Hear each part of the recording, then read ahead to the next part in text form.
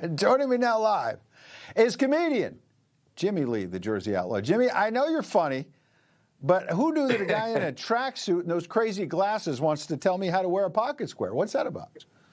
I spoke to Julie Rizzo, Sinatra's manager. He said, go in there and talk to Ed and be polite about it because he's an anchor, not on a shipping or anything, but I try to make a point nicely. Julie asked me to do it as a favor. All right, maybe I'll do it a little bit higher. I will check in with Julie.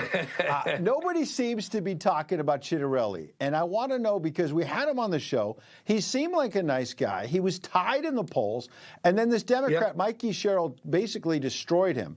I'm wondering if it was Trump derangement syndrome, because I want to play you a clip from Newsmax right before the election. Here's a female voter in Jersey. Watch. From what I've seen, she seems to be honest. Jack Chittarelli is a Trump man, and honestly, I hate Trump more than I hated my ex-husband. You can see. It's like these Karens out there. They hate Trump. It was the young men who turned out for Trump last time. Do we have these women now who hate Trump and are going to make sure that they take him out of power? The only reason she hates Trump is because he broke up with her. That's the whole problem. That it wasn't advertised that, and she couldn't get over that awful fight, Ed.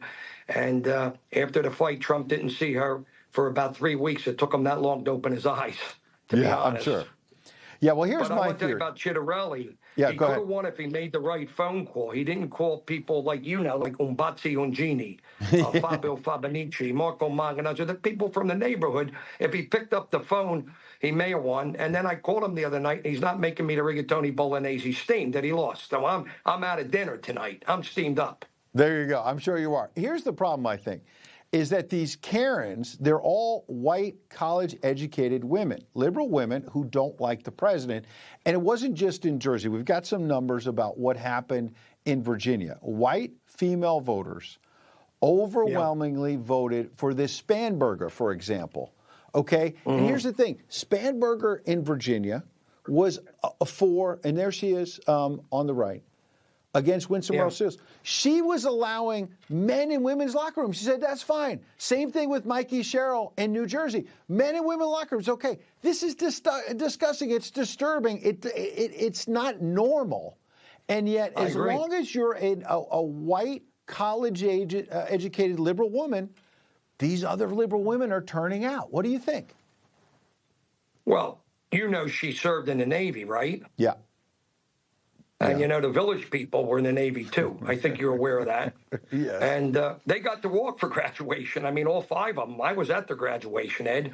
And Mikey didn't walk. So, I mean, you got to figure it out. I think it's almost like a fast pass, in a way. Mikey Sherrill had a cheating scandal there in the military. The cheating scandal. And she that had was the money a problem. in the bank, the $7 million. I spoke to Bonnie and Clyde about it. They want half back. They're working it out right now. There's a lot going on behind the scenes people don't know about. All right, I want to play one more clip for you. It's about Nancy Pelosi. So Nancy Pelosi decides to step down. She's been making all this money on the stock market. And Scott Jennings, our friend over at CNN, one of the only conservatives over there, said maybe we should find a new career for Nancy that will help our viewers out there. Watch.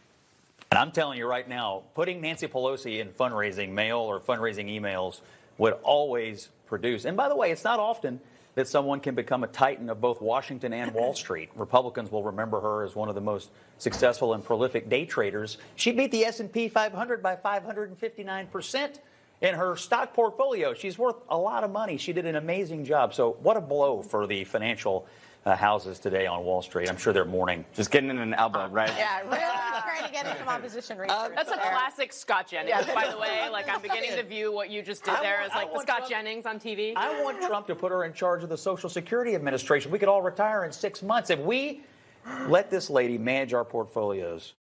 You know, there's a great joke in there, and I agree with him. If you put her in charge of Social Security, we could all retire rich.